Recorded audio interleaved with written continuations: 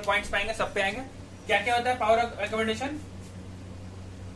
Ability, किसकी ability? आंखों की ability to adjust its focal length. Focal length adjust कौन कर रहा है? बेसिकली सिलियरी मसल्स कर रहा है। Focus on an object at varying distance. Varying distance कहां से कहां तक हो सकता है? एक तो होगा फार पॉइंट और एक होता है near point. Near point is basically जहां तक आंखें देख सकता है। एक खास दूरी के बाद ना आप फोकस भी करिएगा ना तो आंखें आपको बिल्कुल साफ नहीं दिखाई देती है, और उसी पॉइंट को क्या कहते हैं? नियर पॉइंट कहते हैं। नॉर्मल ह्यूमन में अगर आंखें परफेक्टली काम कर रही है तो नियर पॉइंट होती है 25 सेंटीमीटर। 25 सेंटीमीटर। और फार पॉइंट के लिए तो वैसे कुछ डिस्टेंस नहीं है, वो आंखें 6x6 होनी चाहिए। 6x6 होती हैं, और भी तरह के होता है पार्ट। बट एक हम जो कहते हैं ना कि एक नॉर्मल अडल्ट ह्यूमन का नॉर्मल एकोमोडेशन वैल्यू जो होती है ना, एक अडल्ट ह्यूमन का नॉर्मल अडल्ट का हैव एकोमोडेशन वैल्यू, कोई बात नहीं, आपका ही पावर ऑफ एकोमोडेशन सही हो गया अगर दिख रहा है तो। Normal adult have accommodation of 4 dioptre. 4 dioptre. Dioptre याद है ना? या इसको बेसिकली ऐसा लिख सकते हैं 4 कैपिटल डी, याद है ना? 1/f होता है डायोप्टर बराबर फोकल लेंथ का उल्टा। और डायोप्टर इज बेसिकली क्या है? पर मीटर। ऐसा यूनिट फोकल लेंथ किसमें होना चाहिए? मीटर में होना चाहिए, तब ये पर मीटर आता है। तो एक आंखें अगर 4 डायोप्टर है तो मुझे बताइए कि फोकल लेंथ कितना होगा, जरा बताइए तो। फोकल लेंथ के लिए क्या करेंगे? d बराबर दे दिया है 4 डायोप्टर बराबर 1/f बराबर 4 डायोप्टर।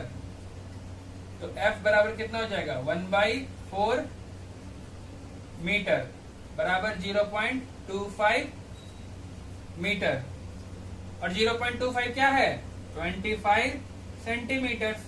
यही तो हमने कहा है कि नियर पॉइंट कहां पे आएगा? 25 सेंटीमीटर पे आएगा।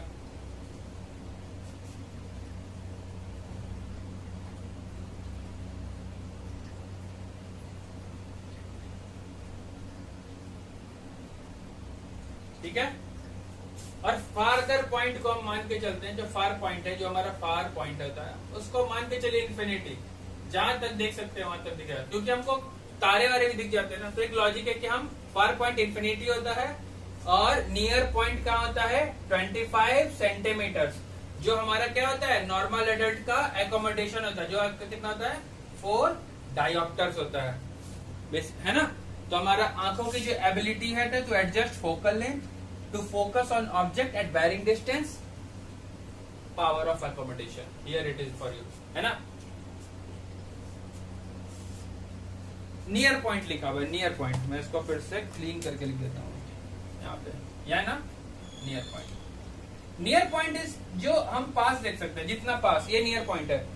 आप देखिए ना, आंखों के आगे ऐसे करिए, आपको दिखेगा कि एक पॉइंट के बाद आप नहीं देख सकते हैं साफ, चाहे कुछ भी कर लीजिए। और यहाँ करिएगा आपको साफ दिखेगा, तो नियर पॉइंट होता है। और दूर तक तो आप बिल्कुल ही आप देख सकते हैं, अपना भविष्य दिख जाता है।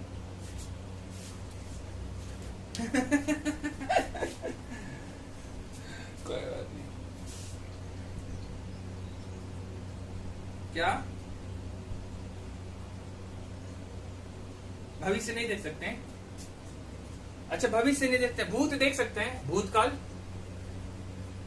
कहाँ देख सकते हैं? भूतकाल रिपोर्ट कार्ड की बात मत करिएगा कि रिपोर्ट कार्ड में सर भूतकाल देख लिया मैंने। रिपोर्ट कार्ड नहीं, भूतकाल आप देख सकते हैं, सन को देख सकते हैं। एक तरीके का लॉजिक ये होता है कि सन की लाइट 8 मिनट 20 सेकंड बाद आती है, तो सन जो दिख रहा होता है हमारा, वो कैसा है? वो पुराना है, वो अभी का नहीं दिख रहा है, वो पहले का इमेज दिख रहा है। लाइट अभी हम पे पहुंच रही है, तो 8 मिनट 20 सेकंड पुराना दिख रहा था। तो हम एक लॉजिक देते हैं कि हम रियल टाइम में पास्ट की चीजें देख सकते हैं, हो ही रही है, वो सन है, क्योंकि तो लाइट से इतनी दूर है ना। कितनी स्पीड है लाइट की? c बराबर 3 × 10⁸ मीटर पर सेकेंड। और लाइट को टाइम को आने में कितना लगता है? यहाँ टाइम कितना लगता है? 8 मिनट 20 सेकेंड, है ना?